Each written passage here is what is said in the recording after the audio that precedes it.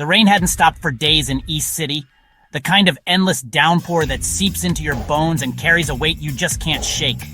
Edward Elric felt that weight more than ever, because this time it wasn't his brother in the metal body. It was him, his soul bound to cold, unfeeling armor, his body lost to a desperate attempt at human transmutation gone wrong. Alphonse walked beside him, flesh and blood but quiet.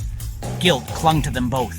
They were chasing ghosts, rumors of the Philosopher's Stone, each lead darker and more twisted than the last.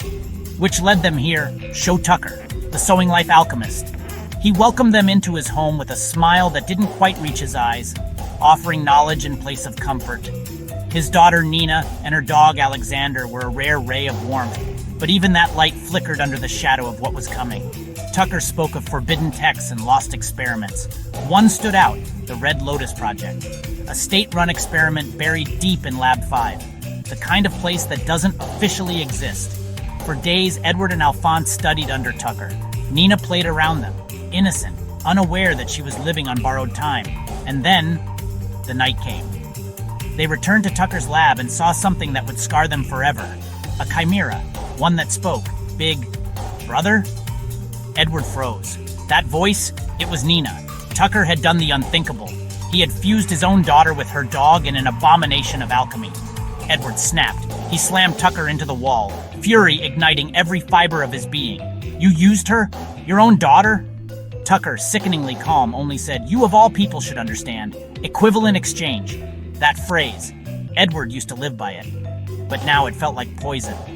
The military intervened. Tucker was arrested, but the damage was irreversible. Nina was gone. Her body lived, but her soul broken. Fueled by grief and rage, Edward and Alphonse broke into Lab 5. Inside, they found the truth. The Philosopher's Stone wasn't alchemic energy. It wasn't magic. It was people. Thousands of human lives ground down into a single crimson stone. Alphonse trembled. This is what we were chasing. Edward couldn't speak. His silence said enough. And then came the real nightmare. Envy. A shape-shifting homunculus with a grin that could slice through steel. He attacked without mercy, taunting Edward with every blow. Looking for the truth, Fullmetal? Too bad, truth is ugly. Just when it seemed like it was over, Scar appeared. The rogue Ishvalan, fueled by hatred of state alchemists, turned his wrath on Envy and the soldiers. Chaos exploded.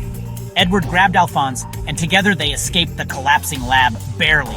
Outside, the rain had stopped, but the storm inside them was just beginning. They relayed everything to Colonel Mustang, the truth about the stone, the deaths, Tucker, Nina. Mustang's face was unreadable, but his voice was steady. If this is what the Philosopher's Stone costs, we can't let it go on. Edward looked at his hands, cold, metal, lifeless. We're back where we started. No, Mustang said, we're closer than ever. Someone's pulling the strings. It's time we find out who. Edward nodded. The fire in his soul hadn't gone out. It had just changed. They had seen the worst alchemy could offer. Now it was time to decide. Would they use it to restore what was lost, or destroy what never should have been created? This is Edward Elric's darkest timeline, but the fight isn't over yet. Not by a long shot.